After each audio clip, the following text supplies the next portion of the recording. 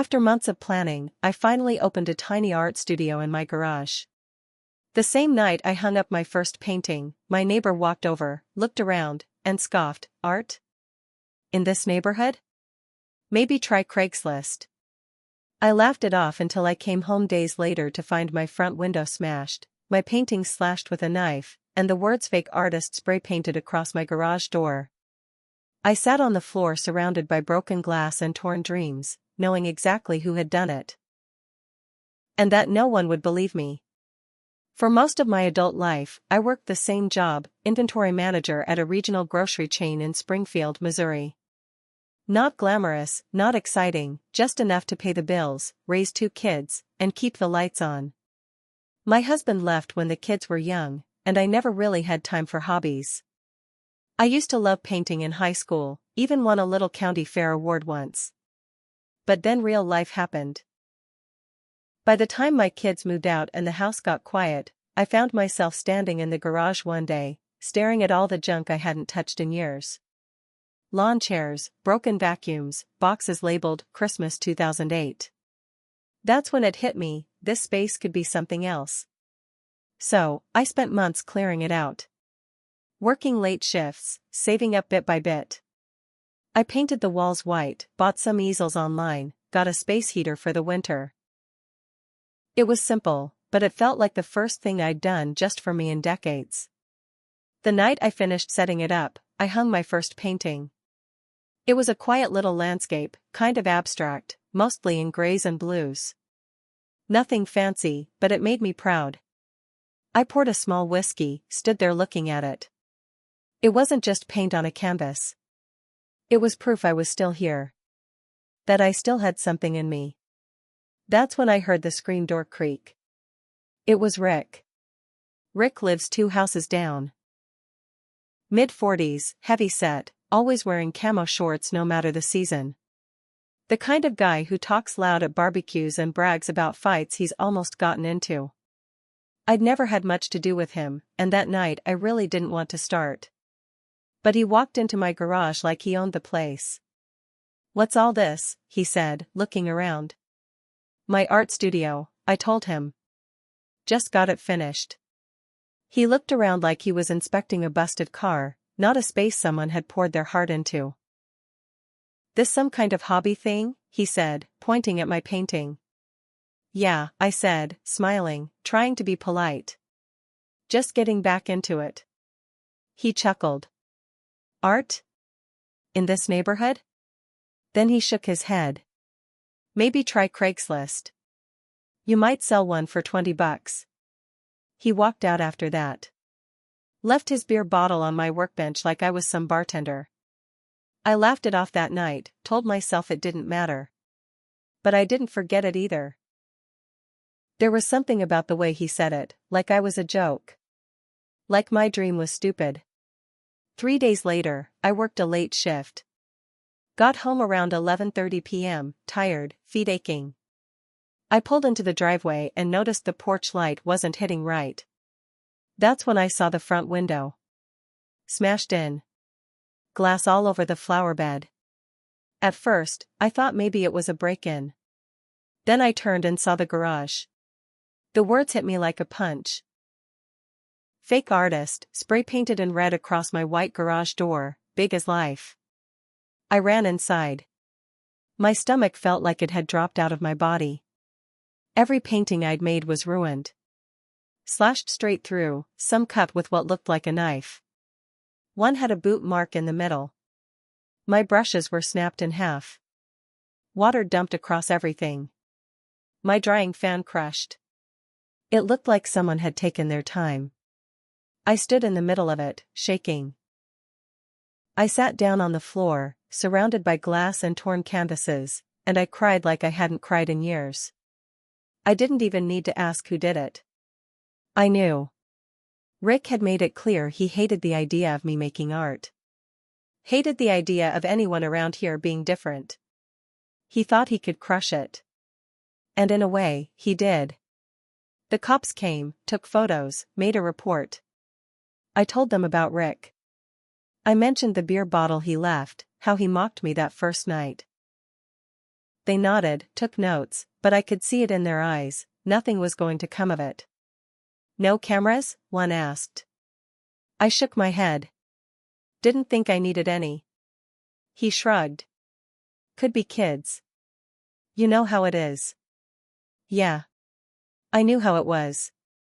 That night, after they left, I stayed in the garage until 3 a.m., just sitting in the mess. My fingers were cut from cleaning glass. My eyes burned. But in that quiet, something in me hardened. He thought this was over. He thought I'd pack up my paints, scrub off the wall, and go back to stacking soup cans. He had no idea what was coming. I spent the next day doing two things, cleaning and planning. First, I scraped the paint off the garage door. Took me 6 hours. My hands were raw by the end of it, but I didn't stop. I dumped the broken brushes, boxed up the ruined canvases, and swept the glass into 3 garbage bags. My studio looked empty again. But in my head, something was building. Rick thought he won. That I'd just go away. But I've lived through worse than him.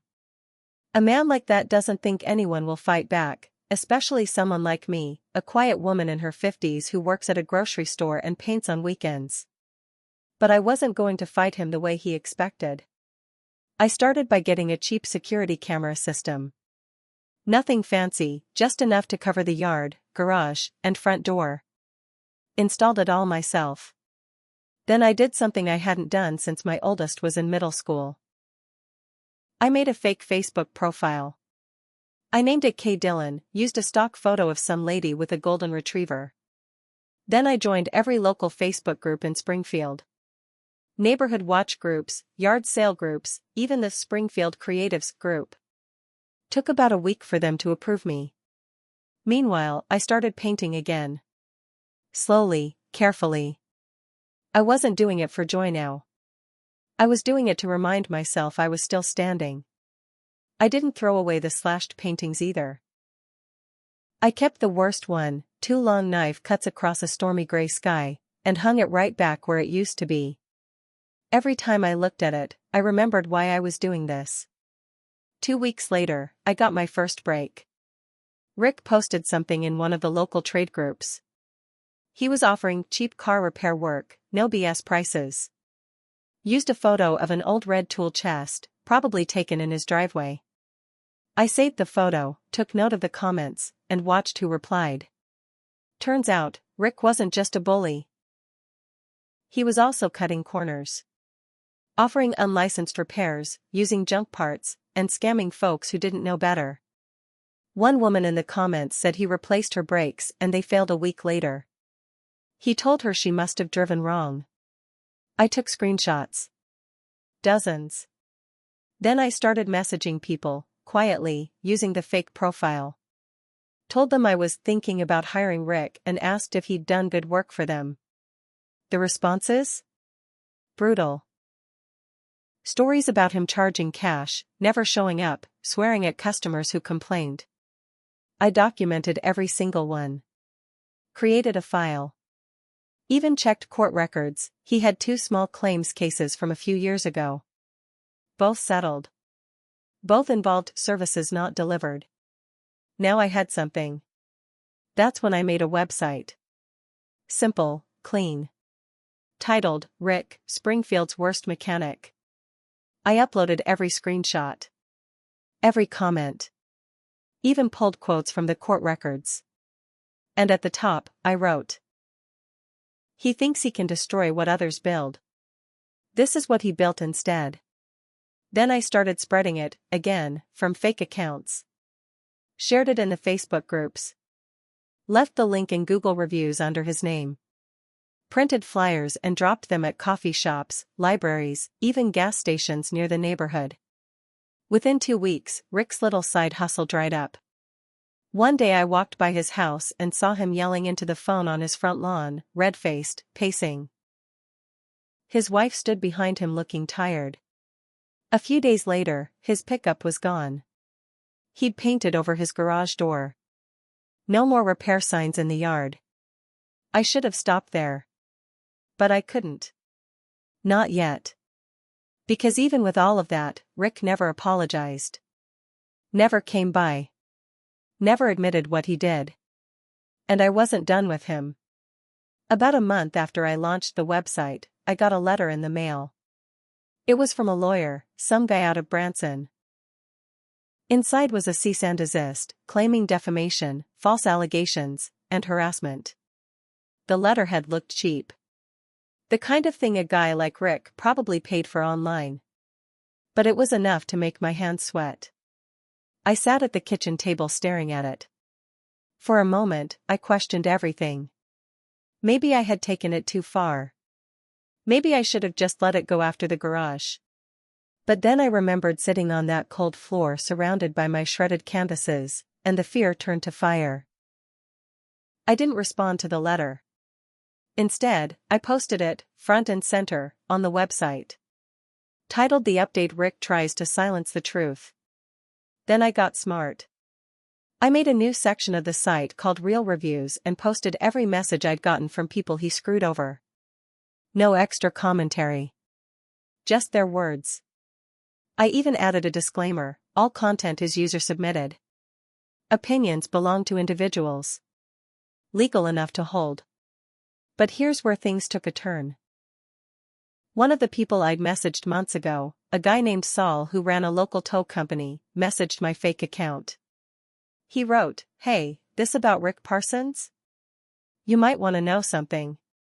I replied, trying to play it cool. "What's that?" Saul said Rick used to work out of a shop up in Bolivar. Got fired 2 years ago after some kind of accident. Something involving a stolen catalytic converter, a state inspector, and a bribe attempt that didn't go through. I asked if he had proof. Saul sent me a grainy photo of Rick arguing with a uniformed guy in front of a lifted truck. Then he dropped the bomb: check with State Auto Board. There's a closed investigation from 2023. They might not talk to you, but it's real. I had no idea how to verify something like that. So I called in a favor, from someone real. My cousin Tammy lives in Jefferson City. Works for a lawyer who handles civil paperwork. I told her the truth. Everything. She didn't say much, just listened. Then, 3 days later, she called me back. There's no public case, she said. But there's a file. And it's sealed. But Rick Parsons is in it. Someone filed a formal complaint. The language was bad, words like fraud and unsafe practices. He got banned from working at certified shops for 5 years. That was all I needed.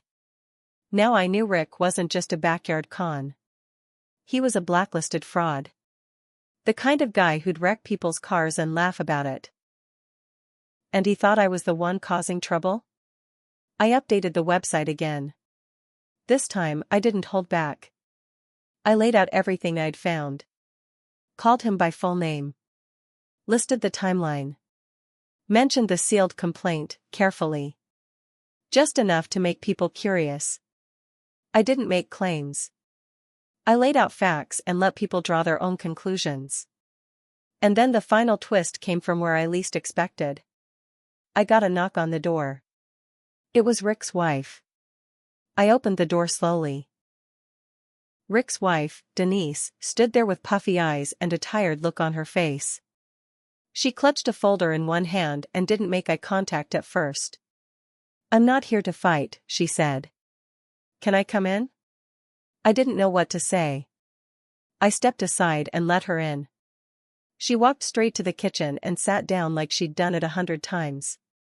We'd only ever spoken a few times before, quick hellos during yard work, a nod at the mailbox. Now she sat in my kitchen like someone who had nowhere else to go. "I know what he did to your garage," she said, looking me dead in the eye. I didn't say anything. I knew back then too. He came home with paint on his hands. He was drunk. Mad because someone at the bar said his little mechanic hustle wasn't legal. Said you were embarrassing him with your art crap. He said he'd taken care of it. I didn't ask what that meant, but I knew. My heart pounded. I wasn't expecting her to admit it. I definitely wasn't expecting what came next. She slid the folder across the table. Inside were emails. Screenshots. A few old invoices under Rick's name, where he'd charged people for parts and used junkyard scraps instead. One note even had a VIN number crossed out and another one written in. "He's going to prison eventually," she said. "You're not the only one he hurt." I sat back in the chair. My whole body felt heavy. "Why now?" I asked. She looked at the floor. "Because I'm leaving him. And I wanted you to know you weren't crazy." "And that what you did?" It mattered. Then she stood, walked to the door, and left without another word. I didn't sleep that night. I just sat with that folder, thinking about every choice I'd made. Every fake profile. Every flyer. Every post. And how close I came to burning it all down. But I wasn't done yet. A week later, I emailed everything in that folder to the Missouri Attorney General's office. I sent copies to the state auto board. I even handed a copy to one of Rick's old customers who'd messaged me months ago. She worked for a consumer protection group. Within a month, Rick's name showed up on the local news. Springfield man under investigation for auto fraud. The website I built? They used it as a source. A week after that, Rick was arrested. Not just for the fraud. Turns out, he had unpaid fines, multiple violations, and someone finally came forward about the slashed garage incident. With all the noise I made, people finally started paying attention. Rick tried to claim I ruined his life. That I stalked him. That I made it all up. But the evidence said otherwise. And me? I didn't come out of it spotless. A few neighbors stopped waving. I lost some peace. And part of me regrets how deep I went. How much time I gave to a man who wasn't worth it.